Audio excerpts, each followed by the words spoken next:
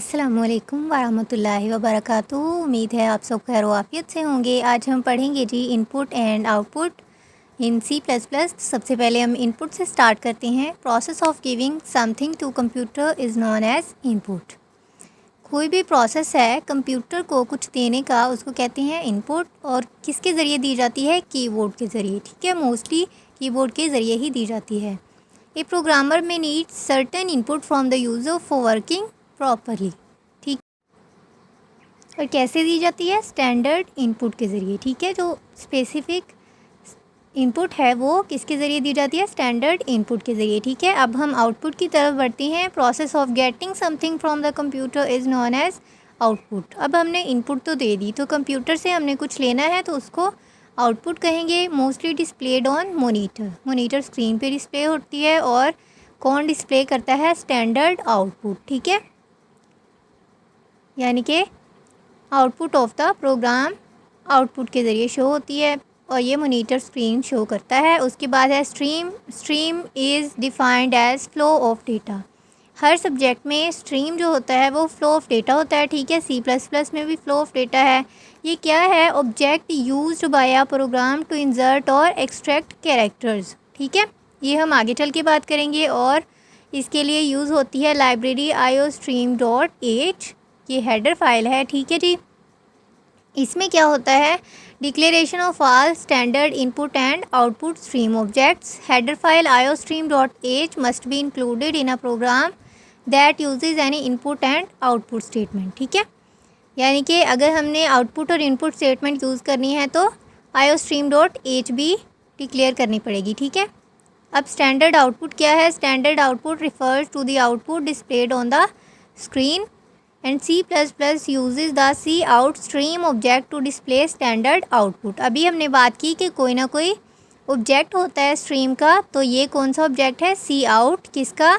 Stream object है output का। ठीक है, Cout stands for console output और इसके साथ यूज़ होते हैं इंसर्शन ऑपरेटर्स। ठीक है, Cout के साथ कौन से ऑपरेटर्स यूज़ होते हैं? Insertion operator.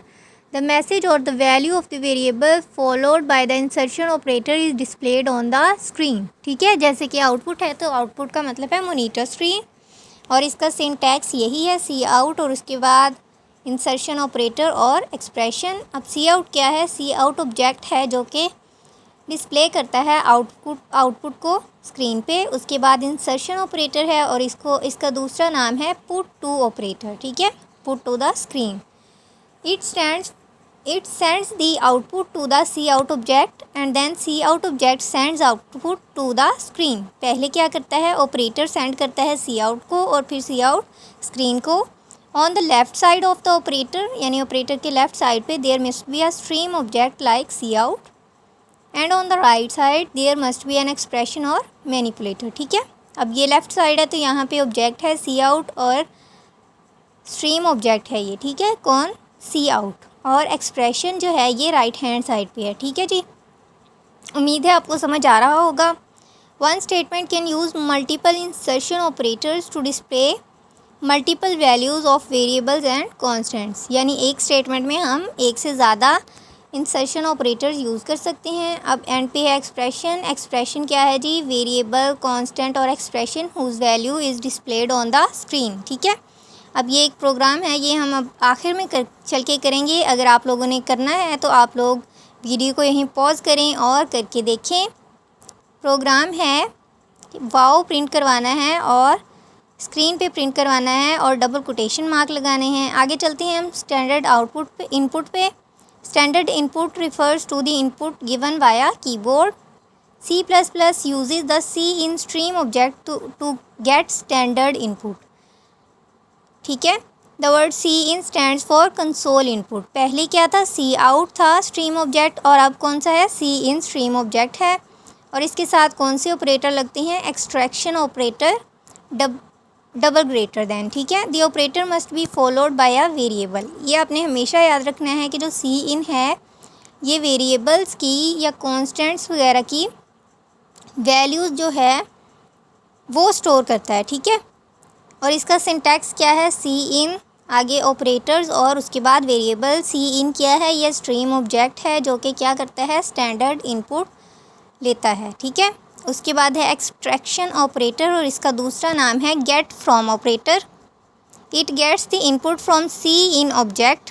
क्या करता है ये? सी इन ऑब्जेक्ट से इनपुट लेता है। C in object then stores the input in the variable, ठीक है। सी इन ऑब्जेक्ट से लेता है और फिर वेरिएबल में स्टोर करवा देता है। C in object, the left side of the operator must be an input stream like c in and on the right hand side of operator must be a variable of data type, ठीक है। जैसे integer data type हो गया, float data type हो गया। One statement can use multiple extraction operators to get multiple values. एक ही statement में एक से ज़्यादा एक्सट्रैक्शन ऑपरेटर्स हो सकते हैं। उसके बाद है जी वेरिएबल। वेरिएबल क्या है? जिसमें वैल्यू को स्टोर करना है, ठीक है। अब एक प्रोग्राम लिखना है जो कि वैल्यू लेता है कीबोर्ड के ज़रिए से और उसे वेरिएबल ए में स्टोर करवाता है। तो चलिए अब हम कंप्यूटर स्क्रीन पे आ गए। प्रोग्राम यहाँ पे हम कंट्रोल एन से एक नया प्रोग्राम बनाएंगे, न्यू फाइल लेंगे और यहाँ पे मैं लिखती हूँ जी सी आउट और वाओ प्रिंट करवाना था। नीचे आप लोग कमेंट सेक्शन में देख भी सकते हैं कि यहाँ पे मैंने लिखा हुआ है वाओ प्रिंट करवाना है। यहाँ सेमीकोलन लगाते हैं और इसको करते हैं जी सेव और करवाते हैं जी प्रोग्राम को रन। जब रन करवाएंगे तो स्क्रीन पे यानी जो आउटपुट स्क्रीन होगी, कंसोल आउटपुट लिखा था, तो कंसोल का मतलब होता है जो डिस्प्ले स्क्रीन होती है, ठीक है। और डबल कोटेशन मार्क में लिखना है, या आपने याद रखना है कि ये एक स्ट्रिंग है, ठीक है। तो अब देखते हैं जी, वाओ प्रिंट होके आ गया है हमारे पास, ठीक है जी। तो ये क्या था? ये सी आउट ऑपरेटर था। अब हम करते हैं सी इन ऑपरेटर को use. Program that gets a value from the keyboard and store in the variable a, ठीक है। तो सबसे पहले हम एक वेरिएबल इनिशियलाइज़ करवाते हैं और उसके बाद हम लिखते हैं सी आउट एंटर ए और यहाँ पे सेमीकोलन लगा देते हैं और सी इन, उसके बाद एक्सट्रैक्शन ऑपरेटर सेमीकोलन, सेव कर लिया है जी और इसको करवाते हैं हम रन। फ़िलहाल हम छोटा सा पार्ट करते हैं, अगला पार्ट आप कीजिएगा और अगर आपको ना समझ आए तो आप कमेंट सेक्शन में मुझे ज़रूर बताइएगा। अब मैंने लिखा 12, ठीक है। तो देखें जी 12 और 8 दोनों जुड़ गए हैं 7, तो ये एक अच्छे प्रोग्रामर होने की अलामत नहीं है। तो यहाँ पे हम थोड़ी सी स्पेस लगाएंगे डबल कोटेशन के अंदर ही। अब हम देखते हैं प्रोग्राम को रन करके, आपने साथ साथ सेव करते जाना है और यहाँ पे मैंने 12 लिखा है और 12 के साथ थोड़ी सी इंडेंटेशन आ गई है, यानी वो ए के साथ जुड़ा हुआ नहीं है। अब अगर हम चाहते हैं कि जो ए वेरिएबल है वो स्क्रीन पे शो भी हो, जब हम एक तो हमने दे दी है ना वैल्यू, उसके बाद स्क्रीन पे शो भी हो, तो उसके लिए हम क्या करेंगे जी, सी आउट लगाएंगे, इंसर्शन ऑपरेटर लगाएंगे और वेरिएबल का नाम लिखेंगे। तो ये हमारे पास अब एंटर किया वेरिएबल ए की वैल्यू एंटर की तो 12 आ गया ए में, ठीक है। अब अगला पार्ट जो है ये आप लोगों ने खुद करना है। आज के लिए बस इतना ही। वीडियो अच्छी लगे तो वीडियो को लाइक और चैनल को सब्सक्राइब ज़रूर करें। फ़ी अमान अल्लाह।